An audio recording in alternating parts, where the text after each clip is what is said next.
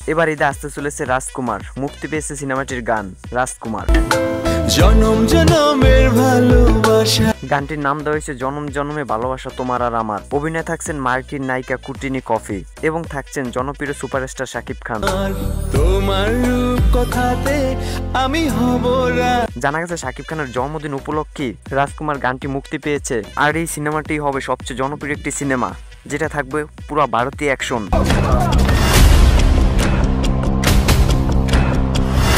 এবং ব্যক্তিগত অভিনেতা হিসেবে শাকিব খানের জাত অভিনেতা বলা হয়, যার হাত ধরে বাংলা সিনেমাগুলো অনেক এগিয়ে যাচ্ছে। জানা গেছে মার্কিন অভিনেত্রী কুটিনি সুন্দরভাবে শাকিব খানের হাত ধরে অভিনয় করছেন এবং মার্কিন অভিনেত্রী কুটিনি সাংবাদিককে বলছেন যে শাকিব খানের সাথে অভিনয় করা একটা ভাগ্যের ব্যাপার, যেটা সবার ভাগ্যে থাকে না। কথাতে আমি হব রাজকুমার। এবং রাজকুমার গানটি প্রিয়তমা গানের মতোই করা হয়েছে এবং গানটি মুক্তি পেয়েছে 28শে মার্চ সন্ধ্যা 7:30টায়। গত ঈদে সিনেমা হল কাঁপিয়েছিল প্রিয়তমা, এবার ঈদে সিনেমা কাঁপাবে রাজকুমার। বিদেশি নায়িকা, মুখে বাংলা ভাষা সুন্দর লাগবে। মুভিটা দেখার অপেক্ষায় রয়েছে হাজার হাজার মানুষ। তাছাড়া বিদেশি বলে কথা, একটু রোমান্টিক তো হবেই। হ্যাঁ, গানটির সিঙ্গারের নাম হচ্ছে বানালাম কোলাম। গত বছর যারা গানটি বলেছিল প্রিয়তমার, তারাই প্রিয়তমাকে একটু ঘুরিয়ে দিয়ে নাম দিয়েছে রাজকুমার। আর সেই গানটির নাম দেওয়া হয়েছে রাজকুমার, অথচ গান একই। এবার সবার মাঝে একটা প্রশ্ন জাগতে পারি, মার্কিন কুটিনি কফি কে নায়িকা, তার পরিচয় কি? হ্যাঁ, আমি বলতেছি তার পরিচয় কি। কুটিনি কফি 2002 সালে 8ই ডিসেম্বর মাসে আমেরিকার নিউ ইয়র্কে লং আইল্যান্ডে জন্মগ্রহণ করেন। সেই হিসাবে তার বর্তমান বয়স হয়েছে প্রায় 21 বছর।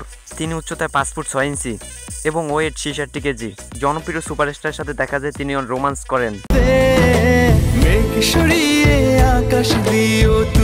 গানটি যেরকম রোমান্টিক এবং গানটি ততটাই ভালো লাগে। হ্যাঁ, আপনাদের কাছে অনেক ভালো লাগবে গানটি মন ছুঁয়ে দেয় সবার। প্রিয়তমার মতো সবার মন ছুঁয়ে দিবে।